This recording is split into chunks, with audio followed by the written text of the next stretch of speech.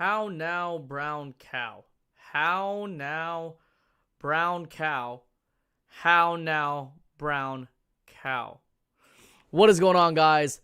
This is not Shivam with a Poke Tea Time podcast.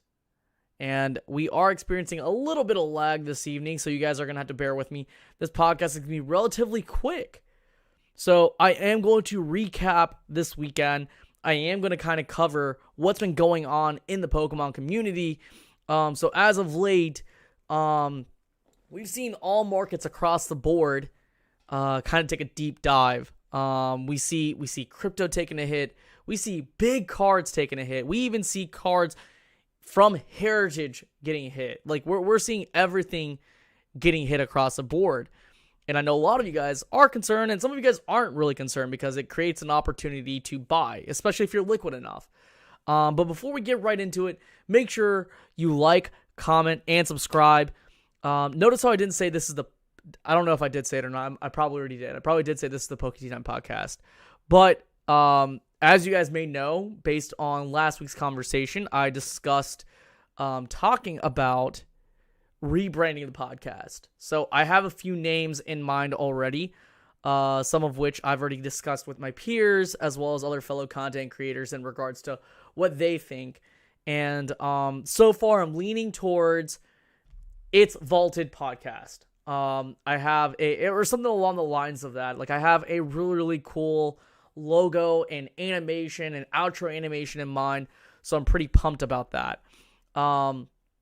If you please, definitely, I appreciate each and every single one of you for bearing through this stream today, because I have not been having the best of quality as far as internet goes. But I hope the quality is there in terms of content in itself. Another thing that I would like to talk about is the Miami TCG Con. So I went to the Miami TCG Con over the weekend, and it was loads of fun. Definitely a lot smaller, more intimate, compared to your most average convention goes. So like typically speaking, most conventions you go to, you get, it's like a sensory overload. There's numerous amounts of booths. You feel like you're not able to hit every booth in time, because of the fact that there's just so many booths. There's just so much things to see and so many different options, whether you're a buyer or seller. There's just so much to do, and it feels like as a content creator who's there, especially someone who's been to numerous amounts of Collecticons, I think the one thing that's been very apparent with Collecticons is that it's just so massive that it's become this thing where it's tough to really talk to everyone. I can't be in multiple places at once. And right now, my OBS is like going in the green and going in the red and going in the green and going in the red. I don't know why, but again, you know, every single one of you guys here, I know the past couple of weeks I've been going at this solo. So we have a bunch of new stuff that's in the works right now. Well, when I say we, I mean myself and my editor. We're now getting caught back up with content. We're going to be having a lot more reaction videos coming out soon. We have a lot of content from these past 3 weeks that are coming out, as you can tell from my Instagram. It's going to be content overload. So I have extreme levels of motivation, and if you were here last week, I kind of opened up details as to like my difficulties with content the past month and a half or so, because again, you know, it's without a doubt that I'm here by myself, and I've been running the channel with the help of an editor the past month and a half now, maybe 2 months, about a month and a half, maybe 2 months now. But it's really been this process, and as far as that goes, it's a difficult one, but I'm managing, and managing in a really good way. So besides that, let's go ahead and get right into our main topic. Should Pokemon card collectors be worried? I think right now it's very apparent that it's very difficult to make some sales across the board through numerous platforms, whether it's Instagram, whether you're at a show, whether you're at, whether you're on Whatnot, whether you're on Drip, or whatever it might be. Sales have been kind of more seller, middleman, store, because the rise of interest, and not interest in the hobby, just interest rates as a whole. We're knocking at the doors of a current recession, which is kind of scary, but in some places that's a way where the opportunity ends up opening up. So what that means is that if you're definitely liquid enough throughout this entire ordeal, if you're just saving money, you're putting money off to the side, then yeah, so be it. It is a great time to buy, especially if you're a collector and you've been eyeing something for such a long time. For people who are buying at peak prices, people who are buying cards and didn't quite manage to get rid of them at the right time, they're kind of stuck with them, and they might end up having to take a loss. Again, I do apologize for the stream quality right now. It is not the greatest. I'm fairly disappointed. This did not happen last week, but besides that, it's just been this process of being able to figure out what you're going to do next. I mean, like, we saw trophy cards over the weekend get hit very heavily. A good example is the Master Key, right? The Master Key literally sold 1/3 of its peak price, which is kind of scary for most people who are in this space solely here to invest, here to buy big cards and then flip for a profit, for a massive profit. And it's definitely concerning. But for me as a collector, it's fantastic, because all that means is that if I'm in a great position, or if I as a collector, I'm in a great position, and I take the time to save enough money to essentially just save enough money to put towards the things that I absolutely want, then it's going to be fantastic. I don't know if everything is coming in through clearly. Let me go ahead and type in chat. Guys, am I coming out correctly?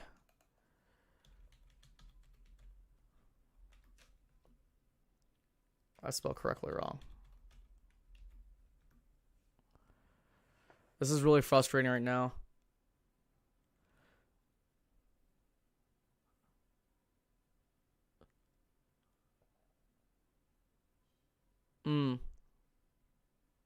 I am live, though. I know I'm live. I'm just trying to figure out whether or not if the stream is coming in smoothly. I know it's not. I know the stream is not coming in smoothly. Marty the Martian, hello. What is going on? Exterminator of Arizona. What is going on? Marcus V, what is going on? Hope everyone here is having a good weekend so far. Okay, cool. Don Diego, appreciate you. Yeah, guys, make sure you hit the like, comment, and subscribe. We are on Apple Podcasts, and we are on Spotify. Make sure you tell your friends. We're really close to hitting monetization. We hit our hours in December, and all we had to do was just hit 1,000 subs. So make sure you tell your friends. But yeah, I think it's kind of created such a great opportunity for most people who are in this hobby, who have been patient throughout all of last year. Because obviously, if you're smart enough and you definitely saw a lot of things spiking at that time, it was basically a huge indicator to just sit back a little bit, be a little bit more patient for the cards that are coming out in terms of quote unquote bargain deals right now.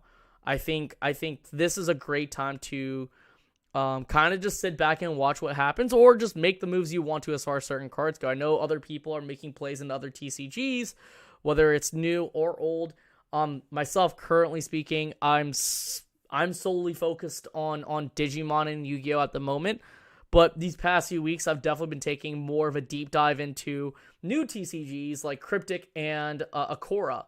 So part of the reason why I got involved with Cryptic, I don't think I really mentioned this to people last week, is because of the Christopher Rush artwork. I think that's the biggest thing. Yeah, I keep cutting off. That's a big issue. It literally is going in the green to red and then back to red and then back to green. It just keeps going back and forth. Like, there's no consistency with this stream right now. So that's what I plan on doing today. Just kind of give you guys a brief update with everything that's going on, just to maintain that, week to week podcast. But, yeah, it's that right time to sort of just sit back and kind of experience different things. If Pokemon is a little too rich for you right now, I think it is still a good time to focus on other hobbies as well. So if you do have them, maybe just buy something else as far as Pokemon goes that still gets your fix in.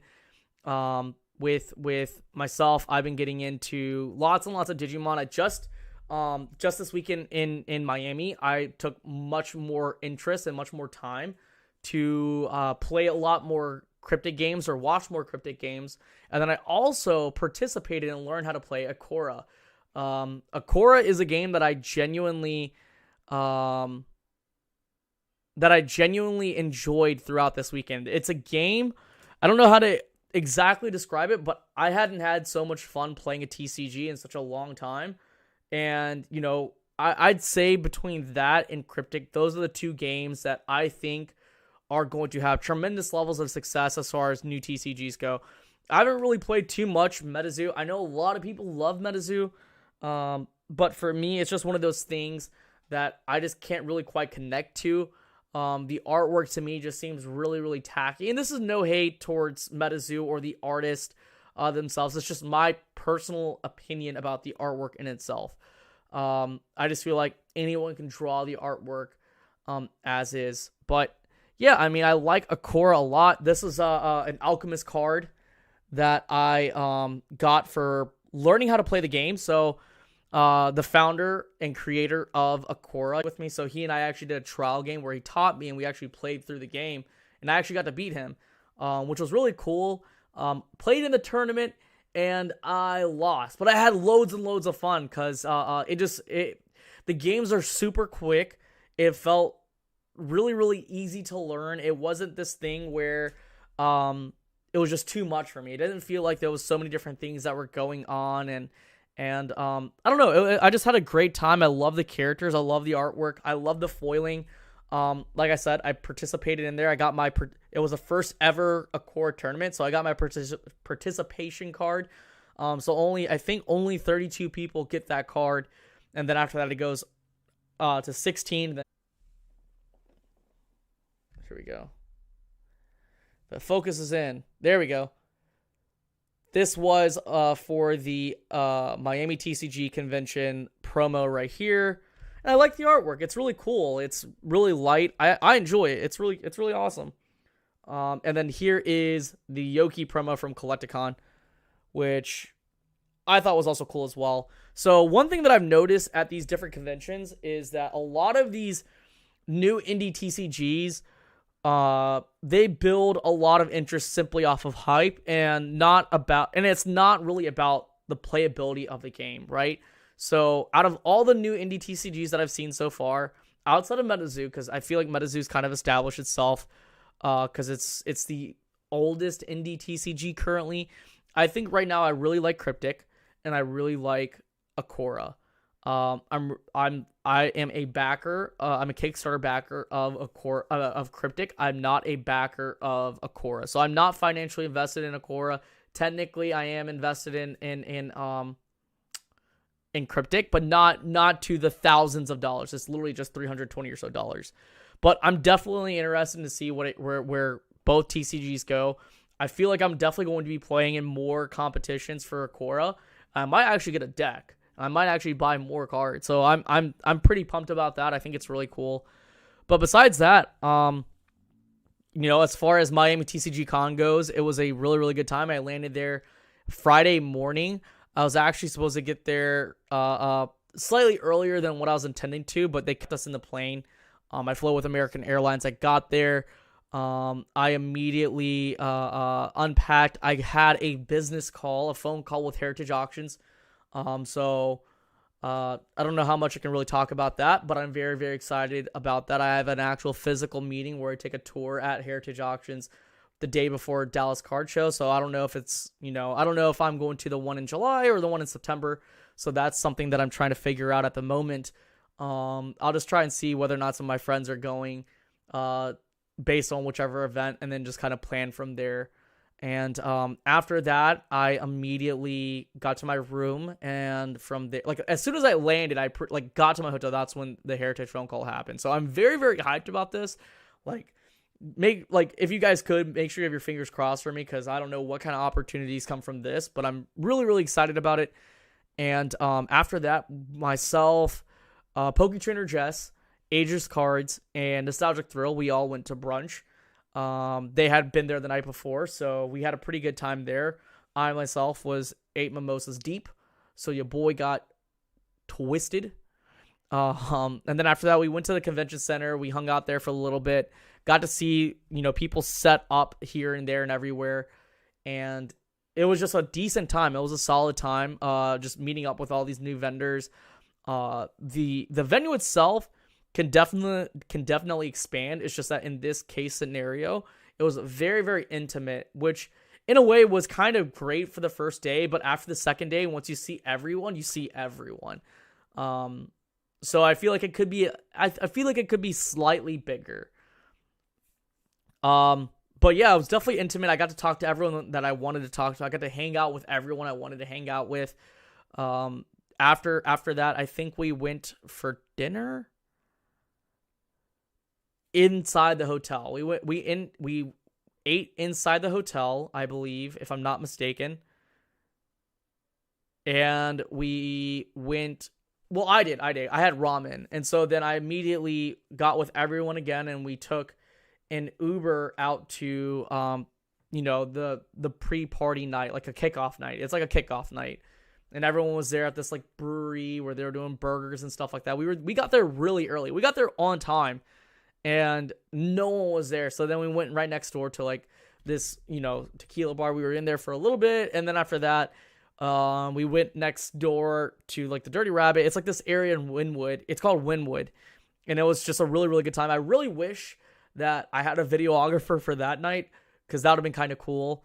And then the second night, the second day, it was just a good time as well. Like we get to watch people open up packs. I got an illustration of Stitch done, which is really cool. I have it over here in my studio, but if you haven't seen it, it's on my Instagram. That was really sick. And then following that, we were at the hotel bar / lobby / place where you can get food, and I left my phone there. And well, I had my phone in charge because it was about to die. And all of a sudden we're like, oh, we had to go to this event thing that Eric from Miami TCG Con wanted us to go to. So myself and Danny, we go with one of our friends that we made at the convention. So we get there, we walk through like the art district or whatever. I think it's called like their art district.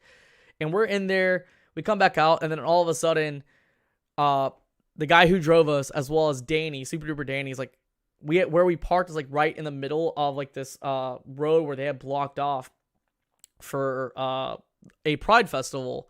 So somehow we went on a side quest. I don't have my phone. My feet are killing me. I have to go use the restroom.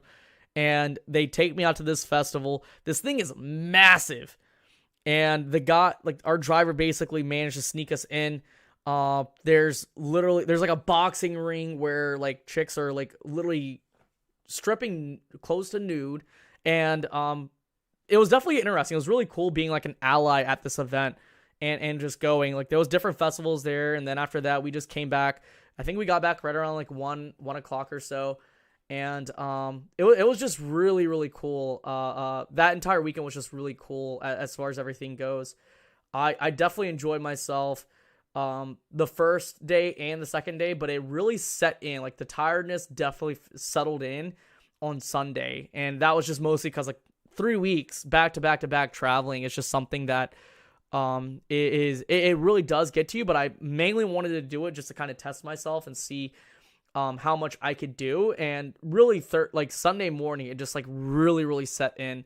Like I did not have like any sort of creative juices flowing through me. I couldn't come up with like the right kind of ideas as far as content goes. I just shot what I could shoot that day, and what I normally do shoot when I go to these conventions. And that was really it. There was one of the coolest things that I've ever saw at this convention was a Pokemon Snap contest Poliwag. And I almost FOMO'd into trading all my Pokemon slabs, literally even my first edition Shadowless Charizard card, all my other slabs for the Poliwag. But I had to like sit back and think, like, do I really want to give up this one card, like all these cards just for this one card? And the answer is just no. I didn't, because like that Charizard card means a lot to me as is. And so that was one thing that was really, really cool. The guy had even a trophy Kangaskhan in his case, and just, I don't know, it like the past 3 weeks have been definitely crazy as far as like overall value handled in my hands. Like holding a Pikachu Illustrator card that sold for $840,000 this past weekend at Heritage. Holding I think it sold for like $4,000 to $5,000, maybe $6,000 for a Pokemon Center New York clock. holding different sorts of trophy cards, seeing different trophy cards. It's just been absolutely crazy. Just things that I never would have thought that I've been able to handle. When I started this hobby 3 years ago, like there's people, especially in this hobby, that have been around a lot longer than I have, who quite haven't had the experiences I have had. And in that sense, I'm just very blessed and very thankful to be in this sort of position I am today. Like, yeah, sure, like there's days where like content might not be popping off, or I'm not feeling the best, or I'm getting so much hate that it kind of sets me off to the side. It's just one of those things that when you look back and you just see how far you've come and how much work you've done, it's really cool, because like people just see everything for face value. I think most people who watch my content see things, and I know I'm going like completely off on a tangent, but I think that's acceptable because I am on a podcast by myself. I have no guest. I was gonna have a guest today, but it happens. Sometimes you might not have guests. I think next week we have Kanto Shark as our guest, by the way. But yeah, it's just really cool to kind of like just reflect. I just think that reflecting on what you've done, and how far you've come can really tee you up for something better, because at the end of it, because it's so easy to get caught up in a lot of the negativity. Myself specifically, I get caught up with it all the time, but I've been a lot better about it the past 3 weeks or so now. Hey, what is going on, Daniel Ibarra? And Marty Martian. But yeah, it's been an awesome experience so far. I'm kind of glad that I get a little break before heading out to possibly either the Dallas Card Show in July, and then obviously I'm going to the National, where you'll see myself. You'll see Wolfie Collects, possibly Don Diego Trading, possibly 100 Charizards, and many more. It's gonna be a huge event. I'm really excited about this one. Just because I've never been to a national before. I'm really stoked to see what kind of sports cards there is. Are grammar, I don't know. Yeah, I really want to put myself in different environments in the overall card collecting hobby, because that's sort of the direction I want to take this channel. I don't want it to be solely about just Pokemon cards. I want it to be just the things that I genuinely enjoy in the collecting space, or that I find valuable to my audience. So like often at times you can learn a lot of different parallels between the sports market as well as the TCG market. And I think, I feel like you guys would value that a lot. But besides that, Akora, great TCG. I had very, very mixed opinions before, but way before. I just thought it was just another TCG that was just trying to imitate someone else. But no, I did a lot of like sitting down into it. And again, I'm not paid for it. I haven't been given any Kickstarter material. I haven't been given anything, actually. It's just something where it's like, I said, you know what? Screw it. I have time. I'm sitting down. I'm going to learn how to play this game. And I sat down and I thoroughly enjoyed it. It's really cool.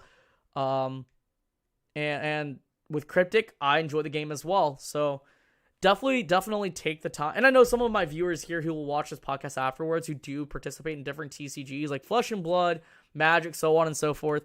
There's a lot to learn from different TCGs. That being said, if you join the Discord today, or you invite people to our Discord, I will be doing a giveaway from Cryptic. Cryptic is giving me 1 or 2, I don't know how many promo cards they're going to give of their promo cards that they had over either Miami or Collecticon to someone in this Discord. So make sure you join the Poke Tea Time Discord. There we'll be conducting a few giveaways here and there. I might be doing a giveaway through Akora as well. So that way you guys, my community, get something out of this. Because I think, it's a great way to give back to you guys. I'm not trying to give out to the entire, macro community. I'm trying to give back to my community, because you guys are the ones that are constantly supporting me, my friends, and the people who I vibe with on a consistent basis. But I did say that I'm keeping this podcast very, very short today, only because I wanted to give you guys a brief update as far as where the channel's kind of heading, because I think it's important to you guys, my subscribers, just kind of tell you what's been going on. And that's really it. We will be moving away from the sips up, deuces, peace out. I have a really cool intro. I have a really cool opening statement as far as this quote unquote new channel is going to go and how it's going to work. It's still going to be right here, so you don't have to unsubscribe and go to a new channel. It's going to be right here. Things are just going to change. So for those of you guys who are solely here for Pokemon content, please do stay here because I think it's important for you guys to learn certain things outside of just Pokemon when it comes to collectibles. Don't worry, there will be exclusive Pokemon content here on this channel. I just want to be able to provide other avenues or show different avenues of collecting to you guys. And that's pretty much it. I kind of wanted to keep this podcast right around 30 minutes. And yeah, I didn't really have a script. I wanted to just kind of talk to you guys as a whole and go from there. Again, I appreciate every single one of you guys. And, these past few weeks, before I went to all these conventions, it was definitely tough, and it was you guys that got me through it. You guys don't know how much, your kind words can be, to me as a content creator. Yeah, Daniel, I remember Otaku Dan. I know you do the fire artwork for Danny. That was really cool. Poke Time is a great name. However, I've been wanting to get away from it. It's something where if I talk about Poke Time, I can't. It becomes kind of awkward. And what I mean by that is when I go to these different shows, when I go to these different conventions and I'm hosting panels and I have, let's say, the voice of Dobby from My Hero Academia, or characters from My Hero Academia, or voice actors from Attack on Titan, or the voice actor of Yugi, it doesn't really make sense for that kind of content to exist on a Pokemon podcast. Not saying that Pokemon will stop being the main focus on here. I think that's what predominantly makes me. I make mostly Pokemon content, so that's never going to go away. It's just that me keeping it more of a broad name, it makes it more friendly to others that do not necessarily collect Pokemon but collect other things as well. And that might actually get them to start collecting Pokemon, right? Like, I know a lot of I know a lot of you guys, my audience, enjoy Pokemon, but maybe me showing that one thing about Akora that I like in terms of gameplay could be that one thing that you start collecting as well because it's somewhat affordable. You like being able to play the game. You want to be able to collect it because the artwork is really cool, or you like the different projects that they're working on. Or it could be Digimon. I love Digimon, and I've always wanted to give Digimon the same platform or equal platform that Pokemon kind of has. And it's just kind of tough to do on a strictly Pokemon podcast. I can't talk about sports on here. I can't talk about really anything else on here for a podcast, It would be really awkward to have, like, Austin St. John talking about his career as a Red Power Ranger on a Pokemon podcast. So that's why the name that I'm kind of going for is it's Vaulted Podcast. Like, as in, like, a vault, you're going to throw something in the vault. I kind of took it as inspiration from Don Diego's thing. She had just made, like, a story about eBay's new vault feature, and I really like the word vault a lot.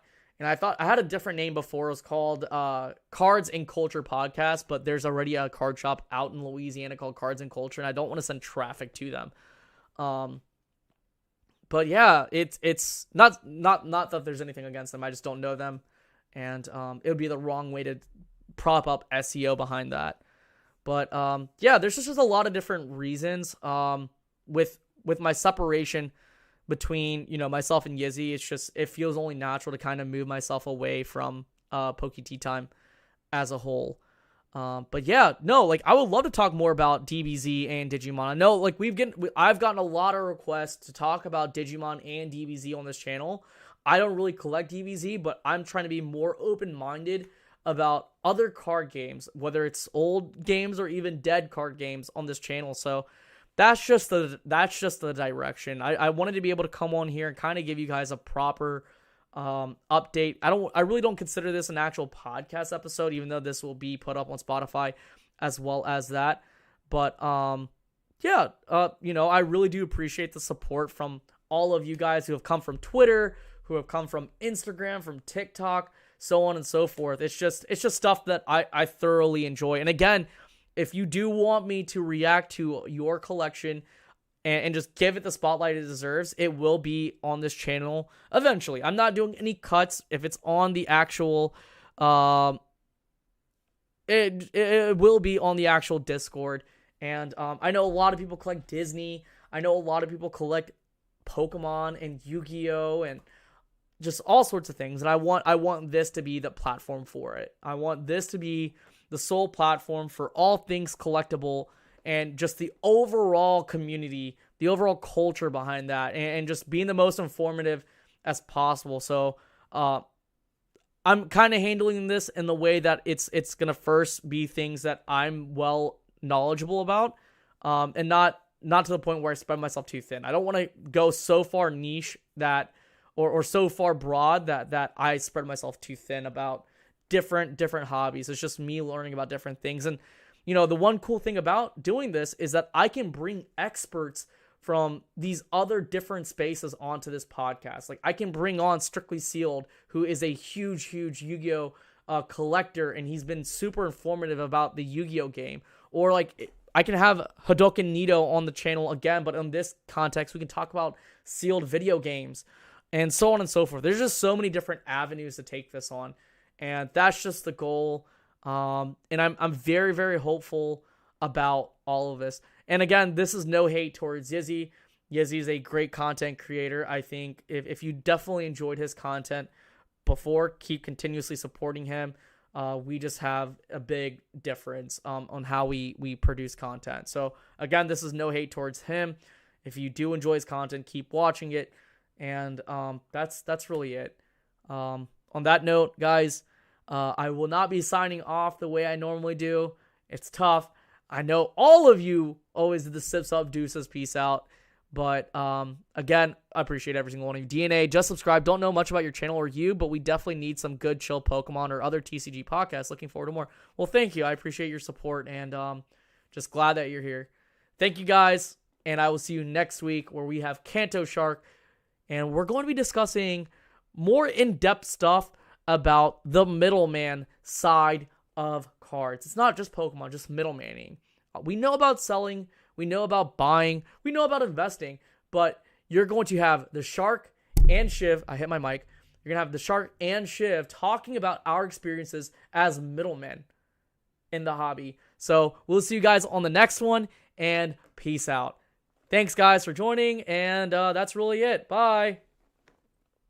Oh, and I started my bulk today, and I've been lifting, and yeah, I'm trying to hit 170, so your boy about to be shredded. Bye. That was awkward. Shiv, you're always awkward.